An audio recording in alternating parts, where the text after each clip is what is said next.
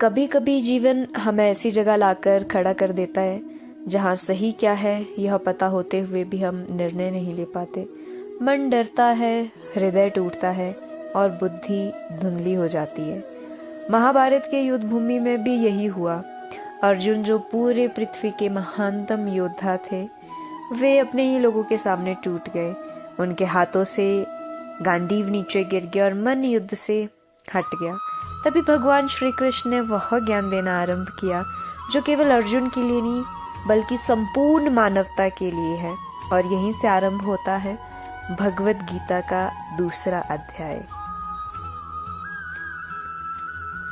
संजय उवाच तम तथा कृपा अविष्टम अश्रुपूर्णकुलेक्षणम विषीदन्तमिदं वाक्यम वाचः मधुसूदन। तो संजय बोले, संजय धृतराष्ट्र के पास उनके महल में बैठ के वहीं से ही दिव्य दृष्टि से पूरे के पूरे कुरुक्षेत्र को देख रहे हैं, युद्ध भूमि को देख रहे हैं और वहां का वर्णन धृतराष्ट्र को सुना रहे हैं। तो संजय कहते हैं कि करुणा और दुख से भरे हुए, आंखों में आंसू लिए हुए शोकग्रस्त अर्जुन से अब भगवान श्री कृष्ण जो कि कुछ कहने वाले हैं और वो वचन कह रहे हैं। तो जब भी जीवन में ऐसा होता है कि भावनाएं बुद्धि पे हावी होने लगती है और हम निर्णय नहीं ले पाते, तो उसी क्षण जो कृष्ण है, जो भगवान है, वो केवल एक सारथी नहीं रहते, वे गुरु बन जाते हैं। नाउ श्लोक 2। श्री भगवान उवाचः कुतस्त्वा कश्लम इदं विस्मे समुपस्थितं न आर्य जुष्टम अस्वर्गम अकीर्तिकरम अर्जुनः। तो अब भगवान बोले, हे अर्जुन, इस कठिन समय में तुम्हारे भीतर यह मोह और दुर्लभता कैसे आ गई? यह श्रेष्ठ पुरुषों के योग्य नहीं है, ना स्वर्ग देने वाला है और ना ही ये यश देने वाला है। तो कृष्ण अर्जुन को डांट नहीं रहे, वे उन्हें उनकी वास्तविकता याद दिला रहे, उनकी शक्ति याद दिला रहे कि कभी कभी हम अपने दुख को ही सत्य मान लेते हैं, लेकिन कृष्ण बता रहे हैं तुम्हारा ये रूप असली पहचान नहीं है और कमजोरी को स्वभाव बना लेना आत्मा की शक्ति का अपमान है। कलेव्यम मा समगम पार्थ न तैथ तवी अपपद्यते शुद्रम हृदय दौर्बल्यम तय कत्वः उत्तिष्ठ परम तप।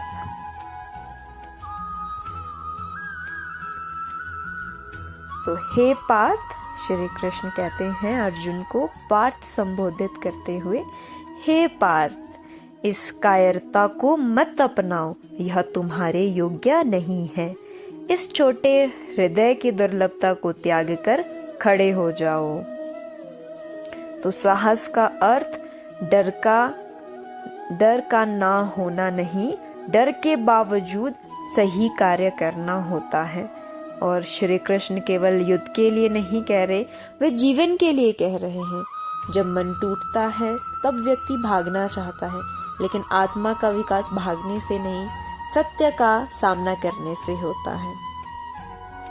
अर्जुन उवाच कथम भीष्महं संख्ये द्रोणं च मधुसूदन ईशुभिः परितोत्स्यामि पूजाहार वरिसूदन। तो अर्जुन बोले, हे कृष्ण, मैं युद्ध में भीष्म और द्रोणाचार्य जैसे पूजनीय लोगों पर बाण कैसे चला सकता हूँ? तो अर्जुन का संघर्ष केवल युद्ध का नहीं, भावनाओं और कर्तव्य का है। उनके सामने शत्रु नहीं, उनका अपना अतीत खड़ा है। गुरुन् हत्वा ही महान अनुभावन श्रेयो भोक्तम भैष्यम पीहलोके हत्वार्थ कामस्तुः गुरु निहैव भुञ्जीय भोगान रुधिर प्रगीधान। तो इन महान गुरुओं को मारकर राज्य भोगने से अच्छा है कि मैं भिक्षा मांगकर जीवन बिताऊं। तो अर्जुन हृदय करुणा से भर चुका था। वे सोच रहे थे कि यदि जीत की कीमत अपने प्रियजनों का रक्त है तो ऐसे विजय का क्या अर्थ। और हर सफलता मूल्य मांगती है। बुद्धिमान वही है जो सही मूल्य चुने। न चैत द्विभ कत्रनो गिर्यो यद्वा जयम यदि वा नो जयेयु यानेव हत्वा न जिजीविषाम तेव अवस्थितः प्रमुखे धर्तराष्ट्रा। तो अर्जुन कह रहे हैं कृष्ण से, हमें यह नहीं पता कि हमारे लिए क्या अच्छा है, जीतना या हारना। तो जब मन भ्रमित हो जाता है तब व्यक्ति सही और गलत दोनों खो देता है। यही मानसिक धुन अर्जुन के भीतर थी। अस्पष्ट मन कभी स्पष्ट निर्णय नहीं ले सकता। कार्पण्यः दोषोपहत स्वभावः पृच्छामि त्वां धर्म चेतः यच्छेत्रः सयानि निश्चितं ब्रूहि तब में शिष्यस्तेहं शाधीमा त्वं प्रपन्नम। तो मैं दुर्लभता से घिर गया हूँ, मेरा मन धर्म के विषय में भ्रमित है।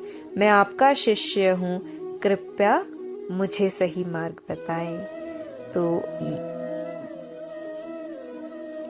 यह गीता का सबसे महत्वपूर्ण मोड़ है। जब तक अर्जुन स्वयं को ज्ञानी समझ रहे थे तब तक ज्ञान नहीं मिलता। अब वो पूरी तरीके से श्री कृष्ण जी को समर्पण करते हैं और कहते हैं कि मैं आपका शिष्य हूँ, अब आप मुझे सही मार्ग बताएं। तो सच्चा ज्ञान पाने के लिए पहले मैं सब जानता हूँ को छोड़ना बहुत जरूरी है। न ही प्रश्यामि ममापनुघात यच्छो कमुशोष इंद्रियाणाम अवाप्य भूमाव्यसपत्न मृधम राज्यम सुराणामपि चाधिपत्यम। तो अर्जुन कह रहे हैं कि मुझे ऐसा कोई उपाय नहीं दिखता जो मेरे शोक को दूर कर सके, चाहे मुझे पृथ्वी का राज्य या देवताओं का साम्राज्य ही क्यों ना मिल जाए।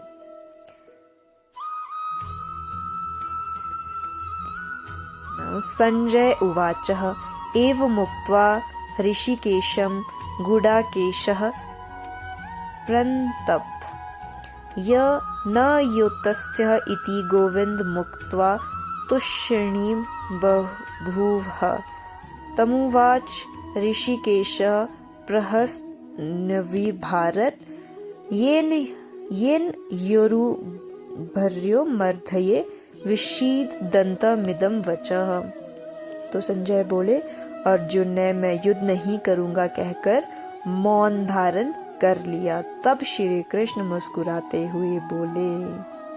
तो कृष्ण की मुस्कान उपहास नहीं थी, वह करुणा थी। उन्हें पता था अर्जुन का संकट स्थायी नहीं, केवल अज्ञान का बादल है और ज्ञानवान व्यक्ति घबराहट में भी शांति बनाए रखते हैं।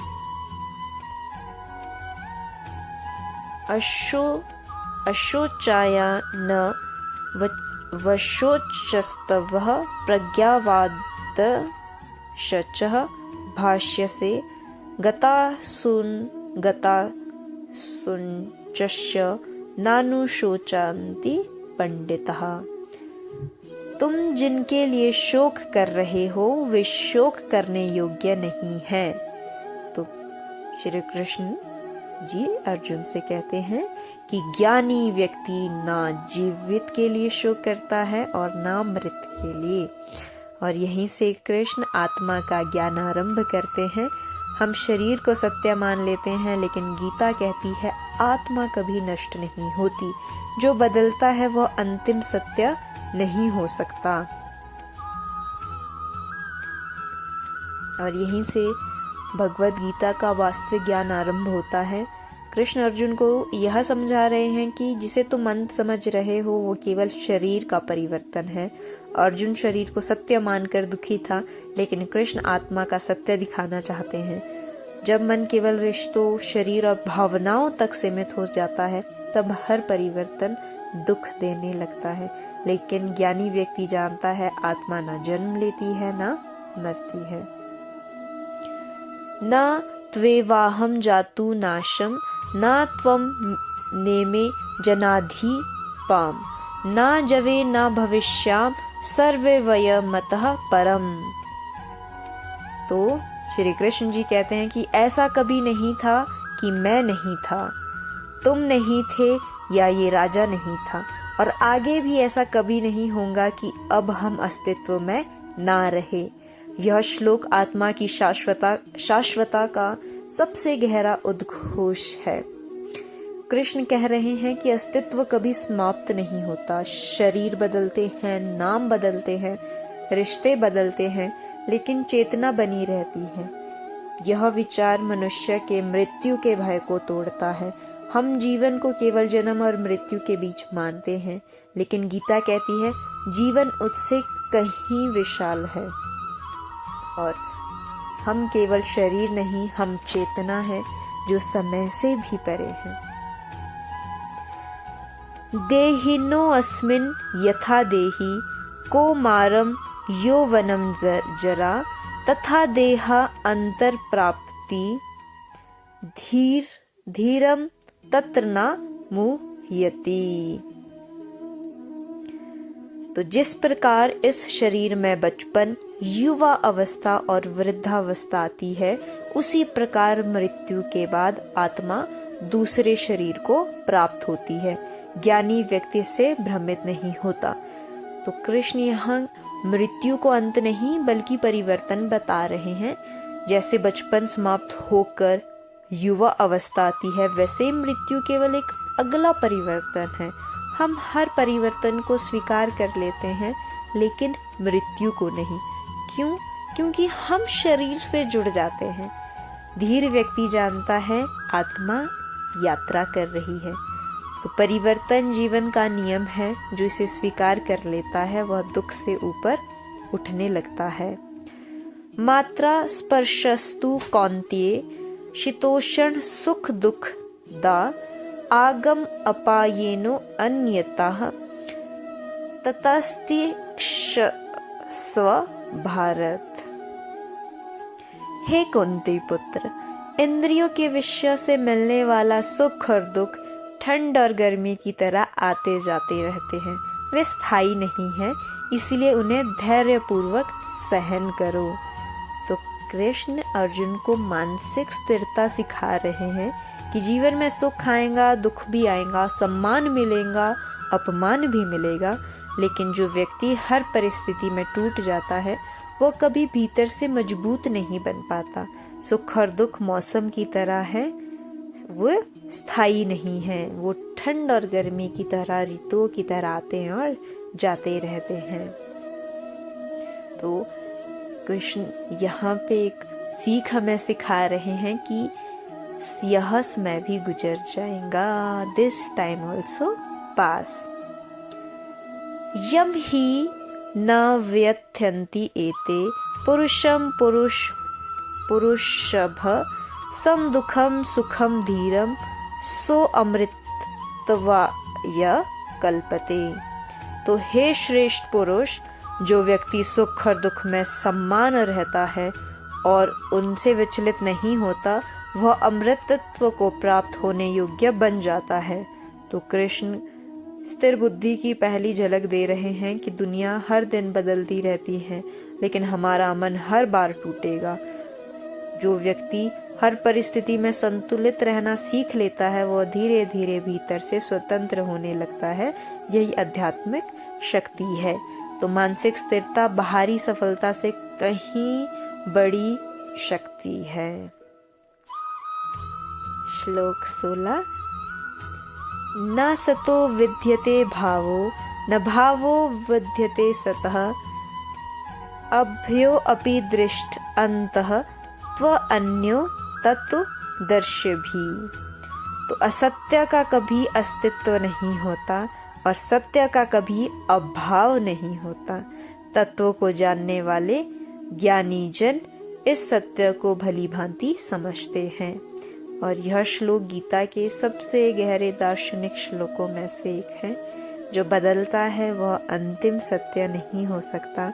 परिस्थितियां बदलती हैं लेकिन आत्मा और सत्य कभी नहीं बदलते। तो श्री कृष्ण कह रहे हैं कि जो चीज़ बदल रही है वो सत्य नहीं है।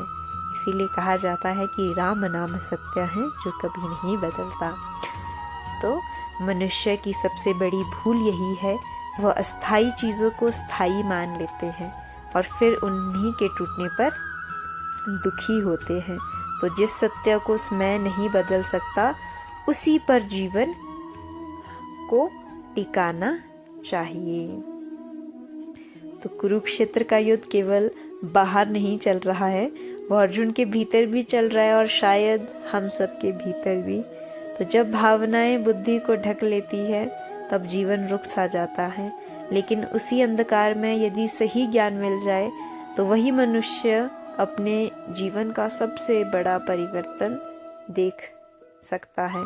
और जब श्री कृष्ण अर्जुन को आत्मा का वह रहस्य बताने वाले हैं जिसे सुनकर उसका पूरा दृष्टिकोण बदल जाएगा। तो अगले भाग में हम गीता का और गूढ़ ज्ञान आरंभ करेंगे।